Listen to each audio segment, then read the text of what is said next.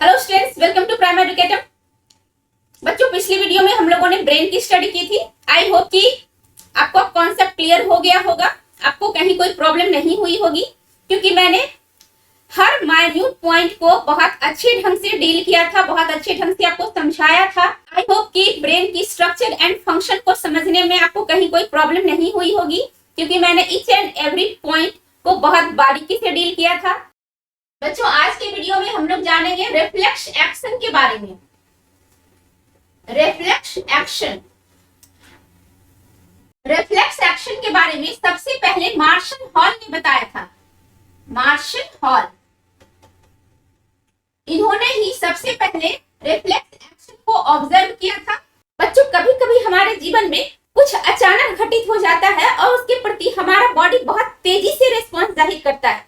जैसे अचानक कोई तेज आवाज आपकी कानों से टकराई, तब आप क्या करोगे? आप दोनों हाथों से कान को बंद करने की कोशिश करोगे। और ऐसा क्यों होता है? क्योंकि आपकी बॉडी उसके लिए प्रिपेयर नहीं थी। अचानक से तेज आवाज आई और अचानक से आपने रिस्पॉन्स जाहिर किया। आपने क्या किया? अपने दोनों हाथों को कान की तरफ ले गए और कान को आपने बंद करने की कोशिश की।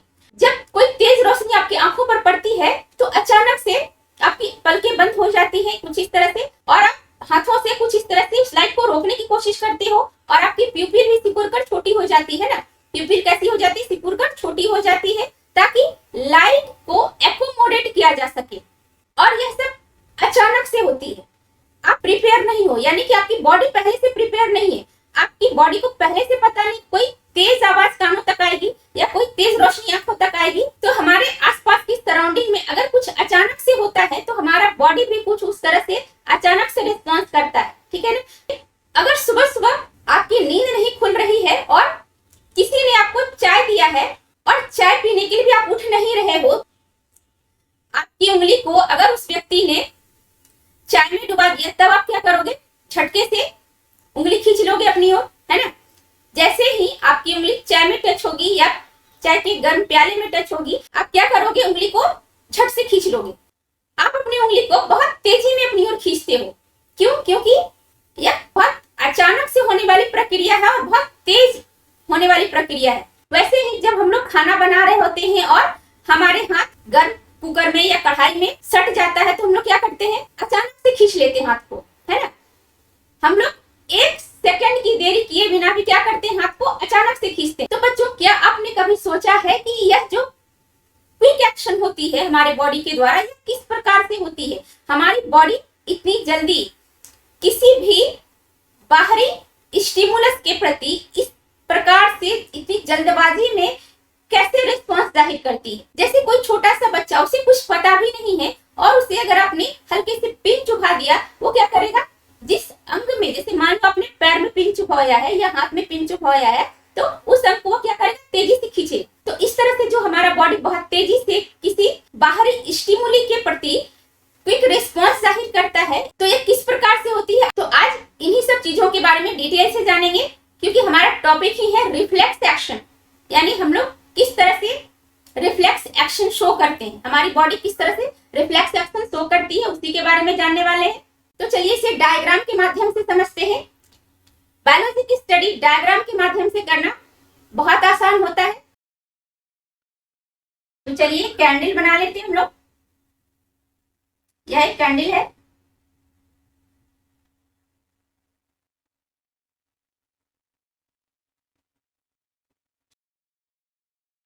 इस कैंडल को जला लेना है।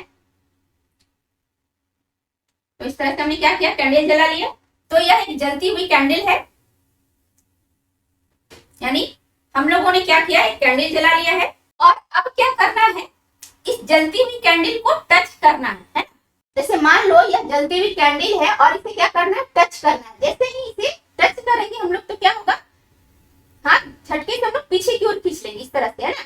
जैसे ही इस गर्म फ्लेम की ओर हमारा हाथ जाएगा, हम क्या करेंगे? इसे झटके से खींच लेंगे। तो चलिए इसे डायग्राम के माध्यम से समझते हैं। डायग्राम बना लेते हैं। जैसे यह कोई हाथ है,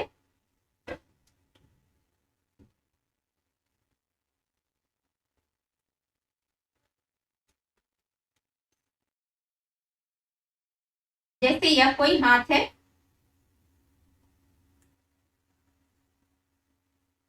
और इस हाथ ने एक गर्म ऑब्जेक्ट को टच किया है, जैसा कि आप डायग्राम में देख पा रहे हैं कि यह किसी व्यक्ति का हाथ है और वह व्यक्ति अपने हाथ को कैंडल के फ्लेम के ऊपर ले गया है।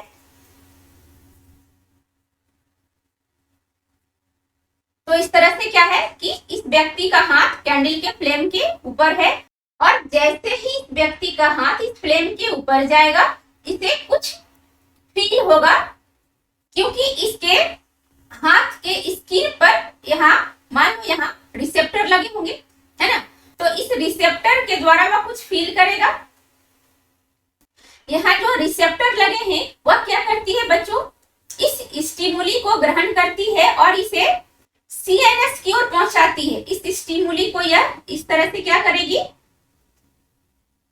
ग्रहण करेगी, एक्सेप्ट करेगी और इस स्टिमुली को रिसेप्टर के द्वारा इस स्टिमुली को आगे की ओर पहुंचाया जाता है, यानी इसे सेंसरी न्यूरॉन के द्वारा आगे की ओर किस तरह से पहुंचाया जा रहा है, इस तरह से कहां पहुंचाया जा रहा है, सीएनएस में। यह क्या है बच्चों, यह है सेंसरी न्यूरॉन। यह क्या है, सेंसरी न्यूरॉन है, सेंसरी न्यूरॉन, इसे सेंसरी न्यूरॉन कहते हैं। उस न्यूरॉन को क्या कहते हैं बच्चों, जो सेंस ऑर्गन से संवेदनाओं को लेकर सीएनएस तक पहुंचाती है, उसे सेंसरी न्यूरॉन कहते हैं। इसे क्या कहते हैं, सेंसरी न्यूरॉन कहते हैं। यह सेंसरी न्यूरॉन है जो इंफॉर्मेशन को लेकर आगे की ओर जा रही है, ठीक है। यहाँ स्किन में लगे रिसेप्टर्स ने स्टिमुली को एक्सेप्ट किया और सेंसरी न्यूरॉन इसे लेकर आगे की ओर जा रही, ठीक है। तो सेंसरी न्यूरॉन भी कई प्रकार के होते हैं। तो इस इंफॉर्मेशन को सीएनएस तक लेकर कौन जाएगा, स्यूडो यूनिपोलर न्यूरॉन लेकर जाती है, ठीक है। तो इस तरह से मैं बना रही हूं स्यूडो यूनिपोलर न्यूरॉन। तो इसे मैं लिख दूं, यह है pseudo unipolar neuron, pseudo unipolar neuron. यही स्यूडो यूनिपोलर न्यूरॉन जो है वह रिसेप्टर से इंफॉर्मेशन लेकर जाएगी और किसे देगी, या सीएनएस को देगी। इसके पास दो ऑप्शन होते हैं कि या तो यह इंफॉर्मेशन ब्रेन को दे दे या स्पाइनल कॉर्ड को दे दे, या तो यह स्पाइनल कॉर्ड को मैसेज दे दे या फिर ब्रेन को मैसेज दे दे। जैसे यह मैंने बनाया स्पाइनल कॉर्ड, तो यह क्या है बच्चों, यह है, तो यह क्या बच्चों, यह है ग्रे मैटर।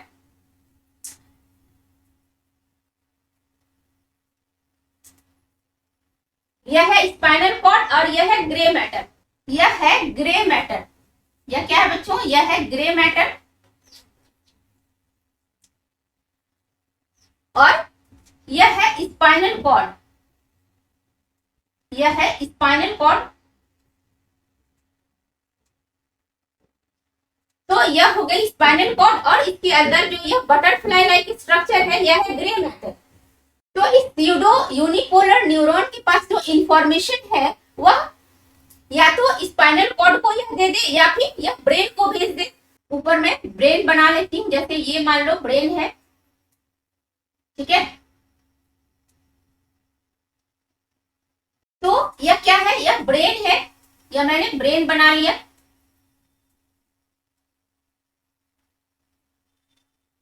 तो यह क्या है, ब्रेन है। अब यहाँ से जो इंफॉर्मेशन आई है वह स्यूडो यूनिपोलर न्यूरॉन या तो स्पाइनल कॉर्ड को दे दे या फिर ऊपर ब्रेन की ओर भेज दे। तो यह क्या करेगी, या तो इसे यह ब्रेन की ओर भेज दे, है ना। तो ब्रेन की ओर भेजने पर क्या हो सकता है बच्चों कि ब्रेन बहुत बिजी रहता है। ब्रेन तो हेडक्वार्टर है, हेडक्वार्टर में 100 काम होते हैं। अगर वहां पर इंफॉर्मेशन भेजी जाए कि इस व्यक्ति ने कैंडल पे हाथ रख दिया है, तो ब्रेन उस पर विचार विमर्श करेगा, मंथन करेगा, फिर कोई सटीक सा जो उसको सही लगे वो कमांड भेजेगा कि चलो कुछ ऐसा कर लो, हाथ हटा लो, है ना।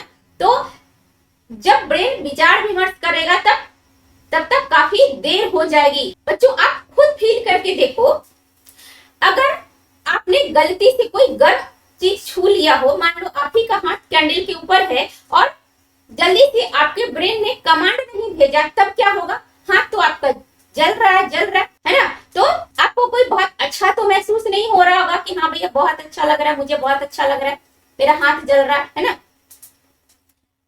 मैं इसे थोड़ी देर और रखूंगा, ऐसी वाली फीलिंग तो नहीं आएगी ना। आपको तो लगेगा कि ब्रेन जल्दी से कमांड भेजे, है ना, क्या करना है आगे, क्योंकि ऐसे तो बात समझ में आती नहीं कि करना क्या है। जब तक कि ब्रेन कमांड नहीं भेजता है कि क्या करना है, कोई भी व्यक्ति अपना कोई भी वॉलंटरी या इनवॉलंटरी एक्शन नहीं लेता, है ना, ये तो आप अच्छी तरह से जानते हो। तो जब तक आपका ब्रेन कहता नहीं है कि यह करो, तब तक आप करते नहीं हो। तो जब तक ब्रेन आपको कमांड भेजेगा तब तक देर हो जाएगी और आपका हाथ बहुत हद तक जल चुका होगा, है ना। तो इस सिचुएशन से बचने के लिए क्या कर सकते हो आप कि हेड क्वार्टर में आप इंफॉर्मेशन ना दो, बल्कि कोई सब क्वार्टर है, यानी उससे निचले वाला कोई विभाग है जिसमें आपकी जल्दी सुनवाई हो जाए, वहां मैसेज दे दो ताकि जल्दी से एक्शन लिया जा सके, है ना। अब इसे आप ऐसे समझ सकते हो कि मान लो कि दोस्त ने आपकी पिटाई कर दी और यह इंफॉर्मेशन आपके पापा को भेजी जाए। पापा आपके ऑफिस में है और वह अपने काम में बहुत बिजी है, और ऐसी हालत में जब उनको इंफॉर्मेशन मिलती है कि मेरे बेटे की किसी ने पिटाई कर दी है, वहां से कोई इंफॉर्मेशन आएगी कि हाँ चलो कुछ ऐसा कर लो, तो उसमें भी देर हो जाएगी। तो इससे बेटर क्या है कि अगर घर में आपकी मम्मी है तो मम्मी जल्दी एक्शन ले सकती है ना। पापा आपके ऑफिस में है, बिजी हैं, वह समय निकालेंगे, तब तक देर हो जाएगी। लेकिन आपकी मम्मी आपके घर में है, वह क्विक डिसीजन ले सकती है, जल्दी आपके फेवर में डिसीजन ले सकती हैं। तो इसलिए बहुत सही यही रहेगा कि मम्मी डिसीजन ले कि करना क्या है। अगर आपकी मम्मी घर में है तो वह आपको बचा सकती है इमीडिएटली, है ना। वह आप दोनों दोस्तों का झगड़ा सुलझा सकती हैं, दोनों का बीच बचाव कर सकती हैं, क्योंकि वह आपके नजदीक है और वह पापा की तरह बिजी भी नहीं है। वह आपके लिए आसानी से समय निकाल सकती है और उचित कार्रवाई कर सकती है ना। उसी तरह से अगर स्यूडो यूनिपोलर न्यूरॉन ने मैसेज ब्रेन को दिया, यानी पापा को अगर मैसेज दिया, पापा ने एक्शन लिया तो देर हो जाएगी, यानी ब्रेन ने एक्शन लिया तो देर हो जाएगी। तब तक तो दोस्त बहुत पिटाई कर चुका होगा, है ना, आपका दोस्त आपको बहुत पीट चुका होगा। लेकिन अगर इंफॉर्मेशन आपकी मम्मा को दे दी जाए, वह घर में है, तो वह इमीडिएट एक्शन लेंगे, है ना। तो यह स्यूडो यूनिपोलर न्यूरॉन अगर इंफॉर्मेशन स्पाइनल कॉर्ड को दे दे तो इमीडिएट एक्शन हो सकता है, यानी जल्दी से कार्रवाई के लिए आदेश जारी हो सकते हैं, जल्दी से कमांड भेजा जा सकता है कि अरे तुम्हारा तो हाथ जल रहा है, जल्दी हटा लो, है ना। जैसे मम्मी जल्दी से जाके झगड़ा सुलझा सकती है ना, बीच बचाव कर सकती है। उसी तरह से अगर स्पाइनल कॉर्ड कमांड भेजता है तो क्विक एक्शन हो सकता है, जल्दी से आग पर से हाथ हटाया जा सकता है ना। तो यहाँ पर वही बात होगी, बॉडी करता वही है जो उसके हित में हो, है ना। बहुत सारी सुविधाएं हैं, यहाँ पर भी सुविधा है कि ब्रेन को मैसेज ना दी जाए, इसमें ब्रेन को इन्वॉल्व भी ना किया जाए, और इमीडिएट एक्शन के लिए स्पाइनल कॉर्ड को इन्वॉल्व किया जाए। स्पाइनल कॉर्ड जल्दी से कमांड भेजता है कि भाई तुम्हारा हाथ जल रहा है या बहुत हार्मफुल है तुम्हारे लिए, हाथ हटा लो। तो यह मामला स्पाइनल कॉर्ड तक ही रहता है बच्चों। जब भी क्विक डिसीजन लेने की बात आती है, तो जैसे आपके घर में आपकी मम्मा डिसीजन लेती हैं, उसी तरह से अगर बॉडी में क्विक डिसीजन की बात हो तो स्पाइनल कॉर्ड डिसीजन लेता है। यह सेकंड ब्रेन कहलाता है। स्पाइनल कॉर्ड आपकी बॉडी का सेकंड ब्रेन है, यानी अगर ब्रेन बहुत बिजी है तो उसे छोड़ दो। तो स्पाइनल कॉर्ड के बारे में मैं थोड़ा बता देती हूँ कि यह जो स्पाइनल कॉर्ड है, इसके बीच में यह जो बटरफ्लाई लाइक स्ट्रक्चर है, यह मैंने बताया कि यह ग्रे मैटर है और यह ग्रे कलर का होता है। बच्चों, स्पाइनल कॉर्ड के बीच में आप ग्रे मैटर देख रहे हो। ग्रे मैटर का मतलब है कि यहाँ पर सेल बॉडी इकट्ठी हुई है ना। सेल बॉडी के इकट्ठा होने के कारण ही यहाँ पर क्या है, इसका रंग ग्रे कलर का है, यानी कि यह ग्रे मैटर का बना हुआ है। और यह जो ग्रे मैटर है, इसका जो यह भाग है, इसे डॉर्सल हॉर्न कहते हैं। इसे डॉर्सल हॉर्न कहते हैं। डॉर्सल यानी पीछे, डॉर्सल हॉर्न कहते हैं इसे। हॉर्न यानी सिंग, जैसे सिंग लगे होते हैं गाय भैंस के, उसी तरह से यह क्या है, सिंग जैसा दिख रहा है ना, तो इसे कहते हैं डॉर्सल हॉर्न, क्योंकि ये हॉर्न लाइक स्ट्रक्चर है। तो डॉर्सल इसलिए क्योंकि पीछे का भाग है, तो जो भी सेंसरी न्यूरॉन इंफॉर्मेशन लेकर आएगी वह पिछले भाग से एंट्री मारेगी, है ना। तो सेंसरी न्यूरॉन जो इंफॉर्मेशन लाती है वह डॉर्सल पार्ट से आती है, ठीक है। इंफॉर्मेशन आने का रास्ता किधर से है? डॉर्सल पार्ट से। यह है डॉर्सल पार्ट, है ना, और यह है वेंट्रल पार्ट। तो यह दोनों जो है, डॉर्सल यानी पीछे वाला भाग है ये, और यह आगे वाला भाग है, यह वेंट्रल हॉर्न है। यह क्या है? वेंट्रल हॉर्न, यानी यह आगे वाला हिस्सा है। इंफॉर्मेशन किस रास्ते आ रही है? डॉर्सल हॉर्न से, ठीक है। यह जो इंफॉर्मेशन आ रही है किस रास्ते? डॉर्सल पोर्शन से, ठीक है। डॉर्सल पोर्शन से इंफॉर्मेशन यहाँ आ गई। बच्चों यहाँ पर ध्यान देने वाली बात यह है कि यह जो इंफॉर्मेशन लेकर आ रही है सेंसरी न्यूरॉन का यह भाग जो है वह डेंड्राइट से, है ना, यह भाग डेंड्राइट से। मैंने आपको पहले ही बताया था कि डेंड्राइट्स जो है वह बहुत सूक्ष्म ब्रांचेस जैसी स्ट्रक्चर होती है, ताकि यह संकड़ी जगह से जाके इंफॉर्मेशन इकट्ठी करके ले आए, ठीक है। तो बॉडी का वह भाग जो बहुत सकरा है, बहुत नैरोअर है, वहां से भी डेंड्राइट्स जाके इंफॉर्मेशन इकट्ठी करके ले आती है। तो अब यह जो रिसेप्टर है वहां से इंफॉर्मेशन लेकर डेंड्राइट्स आ रही है, क्या है? डेंड्राइट्स है ना। तो बच्चों जब यह न्यूरॉन है, जब इसे हम लोग सेंसरी न्यूरॉन कह रहे हैं, तो आप भली भांति जानते हैं कि न्यूरॉन के 3 पार्ट्स होते हैं, cell body, dendrites and axon. तो न्यूरॉन यहाँ भी 3 भाग में बंटे होंगे। तो यह जो इंफॉर्मेशन कैरी कर रहा है इसे कहते हैं डेंड्राइट्स या डेंड्राइट्स है।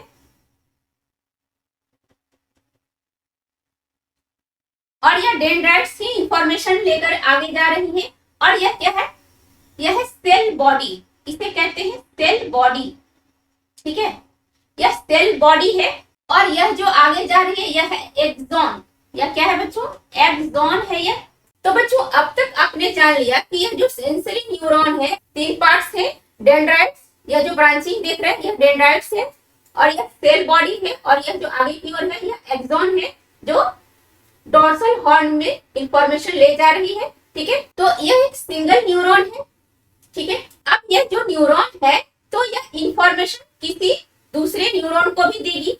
तो यहाँ पर एक और न्यूरॉन बना दूं, तो यहाँ पर मैं एक और न्यूरॉन बना देती हूँ, यह है एक और न्यूरॉन। तो यह जो एक्सॉन इंफॉर्मेशन लेकर आई है यह इस न्यूरॉन को इंफॉर्मेशन देगी, और इसे क्या कहते हैं? इसे इंटर न्यूरॉन कहते हैं। इस न्यूरॉन का क्या नाम है बच्चों? इसे इंटर न्यूरॉन कहते हैं। यह है इंटर न्यूरॉन, इंटर न्यूरॉन, या फिर इसे क्या कहते हैं? Relay neuron. इसे रिले न्यूरॉन भी कहते हैं। इसका दूसरा नाम है रिले न्यूरॉन। यह जो न्यूरॉन है इसका नाम है इंटर न्यूरॉन या फिर रिले न्यूरॉन कहते हैं इसे। या इसका एक और नाम है, इसे एसोसिएशन न्यूरॉन भी कहते हैं। इसे क्या कहते हैं बच्चों? Association neuron. इस न्यूरॉन को एसोसिएशन न्यूरॉन भी कहते हैं। इसके कितने सारे नाम हो गए? इस न्यूरॉन के नाम हो गए इंटर न्यूरॉन, या फिर इसे रिले न्यूरॉन भी कहेंगे, या इसे एसोसिएशन न्यूरॉन भी कहते हैं। इस रिले न्यूरॉन का काम क्या है बच्चों? यह जो सेंसरी न्यूरॉन के द्वारा इंफॉर्मेशन आई है, जो भी इंफॉर्मेशन स्पाइनल कॉर्ड में आई है उस इंफॉर्मेशन के अकॉर्डिंग यह अपना रिस्पॉन्स देगी।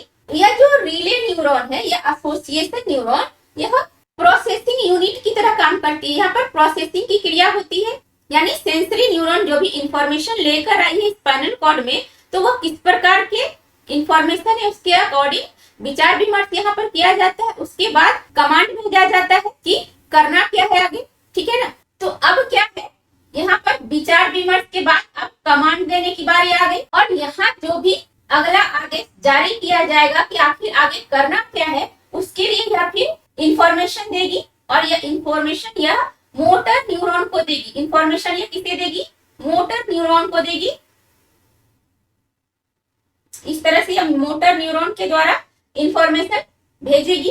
इसे क्या कहते हैं बच्चों? इसे मोटर न्यूरॉन कहते हैं। इसे मोटर न्यूरॉन कहते हैं। जो स्पाइनल कॉर्ड से मैसेज लेकर आई है उसे क्या कहेंगे? Motor neuron. मोटर न्यूरॉन ही स्पाइनल कॉर्ड से मैसेज लेकर आती है और इफेक्टर को देती है। जैसे मान लो यह क्या है, यह इफेक्टर है, यह जो मसल है इसे यह मैसेज देगी, और यह क्या है बच्चों, यह है इफेक्टर, इसे इफेक्टर कहते हैं। यह क्या है, इफेक्टर है, और इसी इफेक्टर न्यूरॉन की वजह से बिहेवियर एक्शन परफॉर्म किए जाते हैं। यानी मोटर न्यूरॉन ने जो इंफॉर्मेशन इसे दिया है कि आगे क्या एक्शन लेना है, तो इफेक्टर न्यूरॉन ही बिहेवियरल एक्शन परफॉर्म करती है, और तभी यह हाथ खींचने की प्रक्रिया होती है।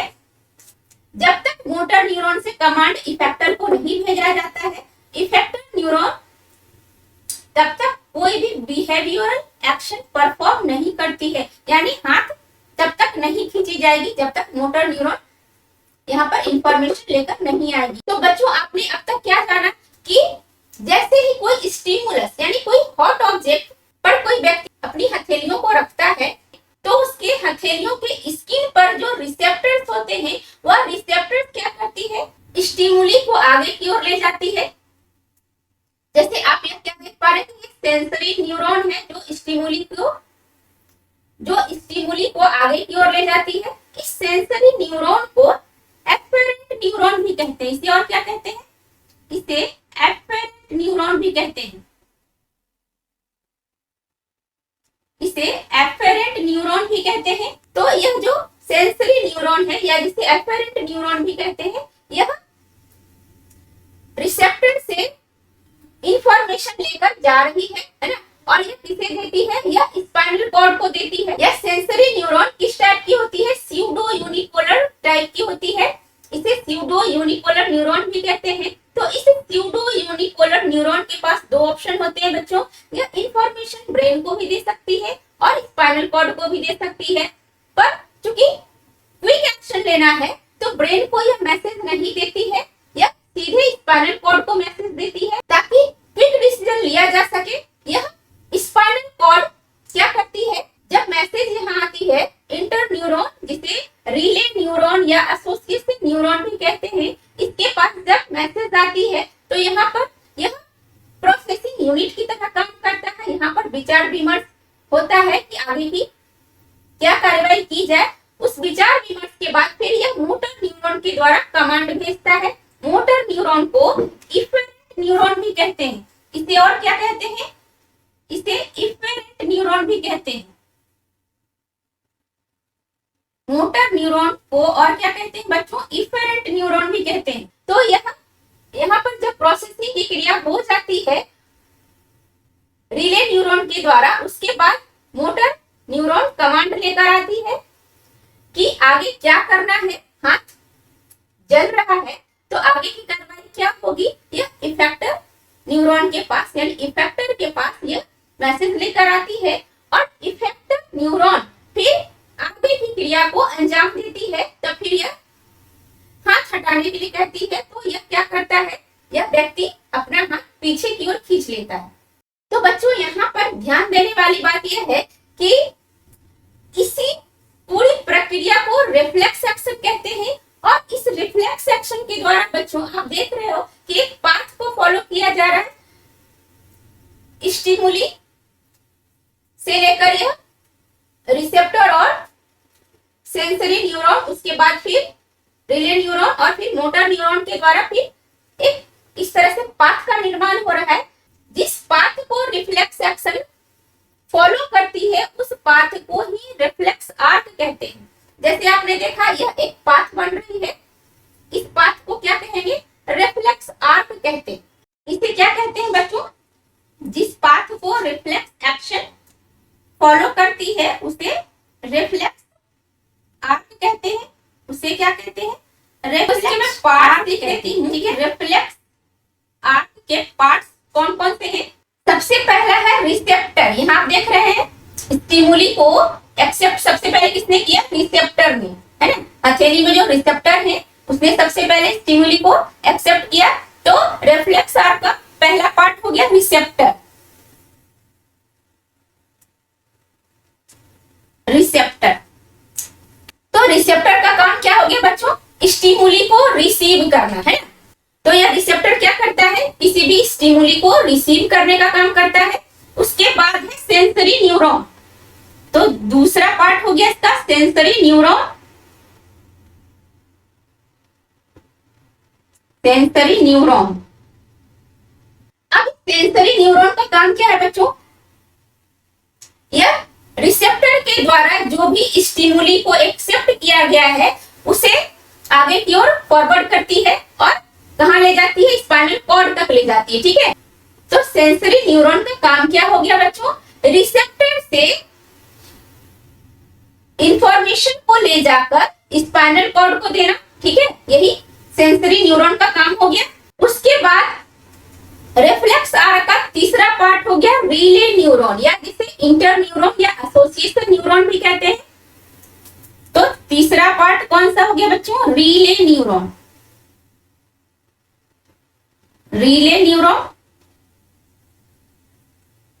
रिले न्यूरॉन क्या करती है, सेंसरी न्यूरॉन और मोटर न्यूरॉन को कनेक्ट करती है। या आप देख रहे हैं कि यह क्या कर रही है, कनेक्ट कर रही है किसको, सेंसरी न्यूरॉन को और मोटर न्यूरॉन को, है ना। सेंसरी न्यूरॉन के द्वारा जो भी इंफॉर्मेशन आई है यहाँ पर प्रोसेसिंग की क्रिया होती है, उसके बाद कमांड भेजा जाता है। उसके बाद चौथा पार्ट है रिफ्लेक्स आर्क का मोटर न्यूरॉन। चौथा है मोटर न्यूरॉन। तो मोटर न्यूरॉन का काम क्या है बच्चों, मोटर न्यूरॉन यहाँ आप देख रहे हैं, यह है मोटर न्यूरॉन। रिले न्यूरॉन के द्वारा जो भी विचार विमर्श के बाद उचित निर्देश दिया गया उसे लेकर कौन आगे की ओर आएगा, मोटर न्यूरॉन। यानी यहाँ से जो इंफॉर्मेशन कैरी करना है यह मोटर न्यूरॉन का काम है और यह इफेक्टर को दे देता है। मोटर न्यूरॉन जो इंफॉर्मेशन लाता है किसे देता है, इफेक्टर को देता है। तो मोटर न्यूरॉन का काम क्या हो गया, रिले न्यूरॉन के द्वारा जो इंफॉर्मेशन भेजा गया उसे लाके इफेक्टर को देना। ठीक है, ये आपने समझ लिया मोटर न्यूरॉन का काम। तो पांचवा पार्ट क्या है बच्चों, इफेक्टर न्यूरॉन। इफेक्टर न्यूरॉन, तो रिफ्लेक्स आर्क का पांचवा पार्ट हो गया इफेक्टर न्यूरॉन। इफेक्टर न्यूरॉन क्या करता है बच्चों, इफेक्टर न्यूरॉन की वजह से बिहेवियरल एक्शन परफॉर्म किया जाता है। यानी इफेक्टर न्यूरॉन में कॉन्ट्रैक्शन होता है और व्यक्ति हाथ पीछे की ओर खींच लेता है ना, इस तरह से हाथ व्यक्ति पीछे की ओर खींच लेता है। इफेक्टर न्यूरॉन का काम आप समझ गए कि इफेक्टर न्यूरॉन की वजह से ही व्यक्ति हाथ पीछे की ओर खींचता है। तो यह 5 पार्ट हो गया रिफ्लेक्स आर्क के। बच्चों अब हम लोग जानेंगे टाइप्स ऑफ रिफ्लेक्स एक्शन के बारे में कि रिफ्लेक्स एक्शन कितने प्रकार के होते हैं। रिफ्लेक्स एक्शन मेनली 2 प्रकार के होते हैं। Type of reflex action, reflex action कितने प्रकार के होते हैं, यह 2 प्रकार के होते हैं। पहला है on the basis of site, site के आधार पर। और दूसरा है on the basis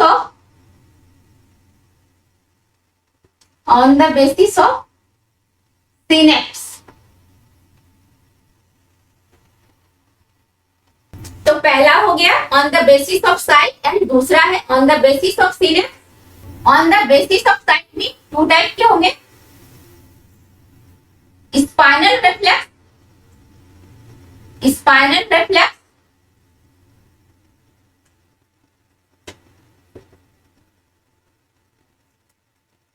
spinal reflex and दूसरा है क्रैनियल रिफ्लेक्स, दूसरा है क्रैनियल रिफ्लेक्स। स्पाइनल रिफ्लेक्स वैसे रिफ्लेक्स को कहते हैं जिसमें रिफ्लेक्स एक्शन का पाथ स्पाइनल कॉर्ड से होकर गुजरता है। जैसे ये आपने देखा, यह जो रिफ्लेक्स एक्शन हुआ इसका पाथ आपने देखा कि स्पाइनल कॉर्ड के थ्रू गुजरा। तो ऐसे रिफ्लेक्स एक्शन को स्पाइनल रिफ्लेक्स कहते हैं। और क्रैनियल रिफ्लेक्स ऐसे रिफ्लेक्स जिसमें जो सेंसरी न्यूरॉन है वह मैसेज ब्रेन को देता है, स्पाइनल कॉर्ड को नहीं देता बल्कि ब्रेन को देता है। रिफ्लेक्स में क्या होता है कि ये जो सेंसरी न्यूरॉन है स्टिमुली से इंफॉर्मेशन लेकर या किसे देगा, ये ब्रेन को देगा, है ना। स्पाइनल कॉर्ड को नहीं देता बल्कि किसे देता है इंफॉर्मेशन, ब्रेन को देता है। अब जैसे कोई तेज लाइट आपकी आंखों की ओर आती है तो क्या होगा, किस प्रकार का रिस्पॉन्स आएगा, आपकी आंखें ब्लिंक करने लगेगी, चौंधिया जाएंगी, आपकी जो प्यूपिल है वो छोटी हो जाएगी सिकुड़ कर के। तो यह जो है इंफॉर्मेशन सेंसरी न्यूरॉन ने किसे दिया, ब्रेन को दिया, क्योंकि आंखों के पास कौन है, हमारी आंखों के पास ब्रेन है, स्पाइनल कॉर्ड दूर है, तो जो नजदीक है उसे इन्फॉर्म किया जाता है इमरजेंसी के केस में कि जल्दी से मदद करो। इमरजेंसी में दूर वाले को कॉल नहीं करते, किसको कॉल करते हैं, किसको इन्फॉर्मेशन देते हैं, नजदीक वाले को, ताकि जल्दी से हेल्प मिल सके, है ना। तो हमें जल्दी से कमांड चाहिए कि करना क्या है। तो स्पाइनल कॉर्ड आंखों से दूर है, आंखों से नजदीक ब्रेन है, तो ब्रेन को जल्दी से इंफॉर्मेशन भेज दिया जाता है कि क्या करना है आगे। तो ब्रेन जल्दी से कमांड भेजता है, कोई तेज रोशनी आ रही तुम्हारी तरफ तो आंखों को बंद कर दो, या आंखों की तरफ कुछ फेंक दो, चेहरे की तरफ आप कुछ फेंक दो तो भी हमारी आंखें बंद हो जाती हैं ना। और हम लोग कुछ इस तरह से बचाव करते हैं अपने आपकी। तो चेहरे पर जो भी सेंस ऑर्गन्स है उनके द्वारा जो इंफॉर्मेशन भेजी जाती है वह सीधे ब्रेन को भेजी जाती है, क्योंकि ब्रेन नजदीक है, स्पाइनल कॉर्ड थोड़ा दूर हो जाता है, तो ब्रेन को जल्दी से इंफॉर्म किया जाता है ताकि जल्दी से इंफॉर्मेशन दीजिए, कमांड भेजो कि करना क्या है, क्विक एक्शन लेना है ना। तो जल्दी से किसी इंफॉर्मेशन देनी जो नजदीक है। तो क्रैनियल रिफ्लेक्सेस में ब्रेन शामिल होता है। अब जानते हैं on the basis of synapse. Synapse किसे कहते हैं, जैसे आप देख लो यहाँ पर कि यह एक सिनेप्स बन रही है, यह एक सिनेप्स यानी जोर, यहाँ पर एक जोर बन रही है, यहाँ से एक न्यूरॉन आ रही है और यह दूसरी न्यूरॉन यहाँ पर जा रही है, तो यहाँ पर एक जोर बन रही, एक जोर यहाँ पर बन रही है ना। तो यह दो सिनेप्स यहाँ बन गए, तो इसे क्या कहेंगे, इसे सिनेप्स कहते हैं, है ना। यह सिनेप्स है। तो सिनेप्स के बेसिस पर जानेंगे कि रिफ्लेक्स एक्शन कितने प्रकार की होती है। तो सिनेप्स के आधार पर दो प्रकार की रिफ्लेक्स एक्शन होती है, मोनोसिनेप्टिक,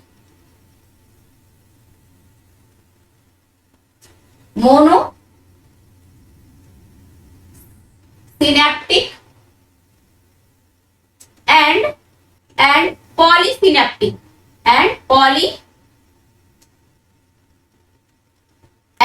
पॉलीसिनेप्टिक। तो बच्चों अब हम क्या जानेंगे कि on the basis of synapse reflex action कितने प्रकार के होते हैं, दो प्रकार के होते हैं, मोनोसिनेप्टिक एंड पॉलीसिनेप्टिक। अब जैसे आपने इस रिफ्लेक्स एक्शन में क्या देखा कि दो सिनेप्स बन रहे हैं, है ना, यह दो सिनेप्स बन गए, तो ये क्या हो गया, पॉलीसिनेप्टिक। ज्यादातर केसेस में बच्चों रिफ्लेक्स एक्शन पॉलीसिनेप्टिक ही होते हैं, बहुत कम केसेस में मोनोसिनेप्टिक रिफ्लेक्स एक्शन देखे जाते हैं, जैसे नी जर्क, जैसे इसके एग्जांपल में हो गए नी जर्क, ये आपके एनसीईआरटी में दी गई है नी जर्क। तो बच्चों आप जो स्क्रीन पर डायग्राम देख रहे हैं वह नी जर्क की डायग्राम है। आपको अगर पेरिफेरल नर्व से संबंधित कोई प्रॉब्लम हो जाए तो आप डॉक्टर के पास जब जाते हैं तो वह आपके पैरों के घुटने की जांच करते हैं और वह आपके पैरों के घुटने के पास एक हथौड़ा मारते हैं, जैसा कि आप डायग्राम में देख पा रहे हैं। ये आप देख पा रहे हैं कि इस व्यक्ति के घुटने पर हथौड़ा मारा जा रहा है। जैसे ही डॉक्टर इसके घुटने पर हथौड़ा से वार करते हैं, यह बहुत तेज प्रहार नहीं होता, हल्के हल्के चोट की जाती है ताकि सिर्फ नर्व की जांच की जा सके। तो इस तरह से इस व्यक्ति का जो घुटना है वह आगे की ओर रिफ्लेक्स एक्शन शो करता है, जैसा कि आप डायग्राम में देख पा रहे हैं। तो बच्चों आपने क्या देखा, डॉक्टर के द्वारा जैसे ही उसके घुटने पर प्रहार किया जाता है, हथौड़े के द्वारा जैसे ही घुटने पर प्रहार किया जाता है तो उस व्यक्ति का पैर आगे की ओर झटके से मूव करता है, इस तरह से झटके से आगे की ओर पैर मूव करता है और यह रिफ्लेक्स एक्शन को शो करता है। और इसमें बच्चों मोनोसिनेप्टिक रिफ्लेक्स एक्शन होती है, क्योंकि जो भी सेंसरी ऑर्गन स्टिमुली से इंफॉर्मेशन लेकर जाती है, सेम वही न्यूरॉन फिर आगे की ओर इंफॉर्मेशन लेकर चली साइनेप्स बन रहे हैं, यहाँ पर कोई साइनेप्स नहीं बनते। जैसे यहाँ पर आप देख पा रहे हैं, एक न्यूरॉन इंफॉर्मेशन लेकर आ रही है, दूसरे को दे रही है, यहाँ प्रोसेसिंग की प्रक्रिया हो रही है, और फिर यह तीसरा न्यूरॉन जो है वह आगे इंफॉर्मेशन को लेके जा रही है। तो बच्चों यहाँ तीन न्यूरॉन इस्तेमाल हो रहे हैं, यह 2 साइनेप्स बन रही है। तो इस तरह की प्रक्रिया पॉलीसाइनेप्टिक कहलाती है, जिसमें 2 या 2 से अधिक साइनेप्स बनते हैं। जैसे मान लो यहाँ 2 साइनेप्स बन रहे हैं, और भी बन सकते हैं। जैसे मान लो इस तरह से न्यूरॉन्स आपस में जुड़ते गए और इंफॉर्मेशन कैरी करते गए, यहाँ और भी अधिक हो सकते हैं। तो इस प्रकार से इसे क्या कहेंगे, पॉलीसाइनेप्टिक रिफ्लेक्स कहेंगे। तो ये हो गए टाइप्स ऑफ रिफ्लेक्स एक्शन में आपने 2 टाइप के पढ़ लिए, on the basis of site and on the basis of synapse. बच्चों एक और इम्पोर्टेंट टाइप है रिफ्लेक्स एक्शन की, यह 3rd टाइप की रिफ्लेक्स एक्शन है, वह भी मैं बता ही देती हूँ। यह जो 3rd टाइप की रिफ्लेक्स एक्शन है वह है ऑन द बेसिस ऑफ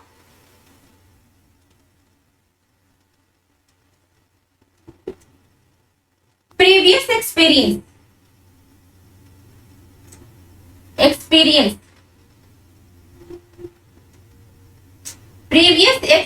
के आधार पर रिफ्लेक्स एक्शन, यह 3rd टाइप है रिफ्लेक्स एक्शन की, जिसमें हम लोग जानने वाले हैं प्रीवियस एक्सपीरियंस के आधार पर रिफ्लेक्स एक्शन कितने प्रकार के होते हैं, 2 प्रकार के होते हैं। On the basis of previous experience यह 2 प्रकार के रिफ्लेक्स एक्शन होते हैं। पहला है कंडीशनल रिफ्लेक्स एक्शन,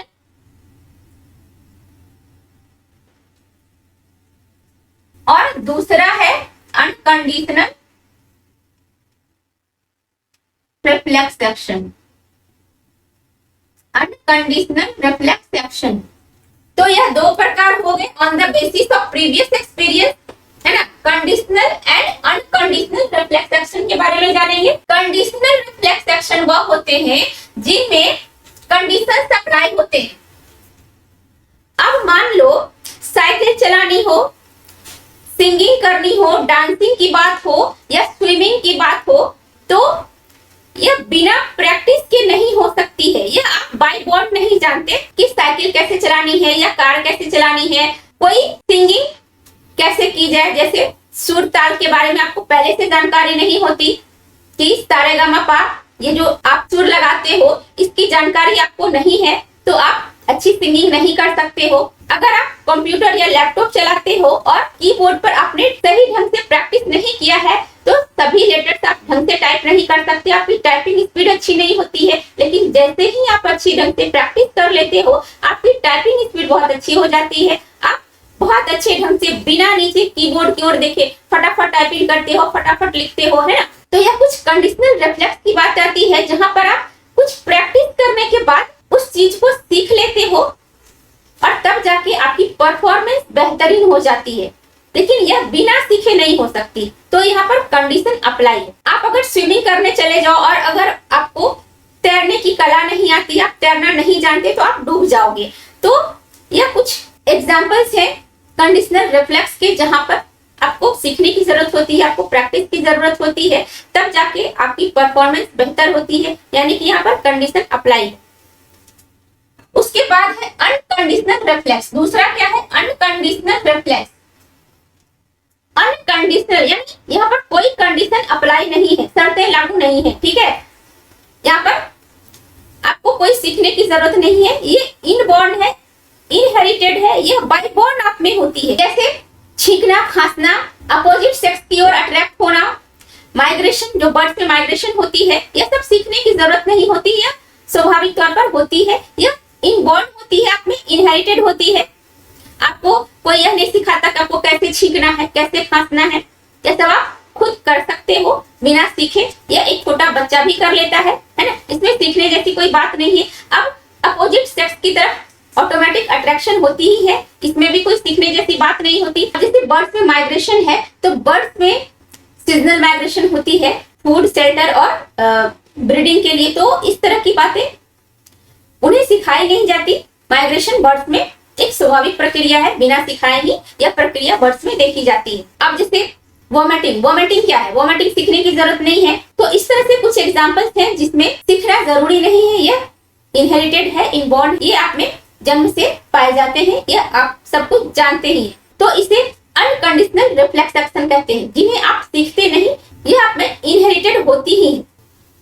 तो बच्चों इस तरह से हम लोगों ने रिफ्लेक्स एक्शन के बारे में डिटेल से स्टडी कर लिया है। आई होप कि आपको रिफ्लेक्स एक्शन समझने में कहीं कोई प्रॉब्लम नहीं हुई होगी, और अगर आपको कोई प्रॉब्लम होती है तो आप मुझे मैसेज कर सकते हैं, मैं रिप्लाई करूंगी। मिलते हैं नेक्स्ट वीडियो में, तब तक के लिए पढ़ो लिखो और लक्ष्य की प्राप्ति तक मत रुको। जय हिंद।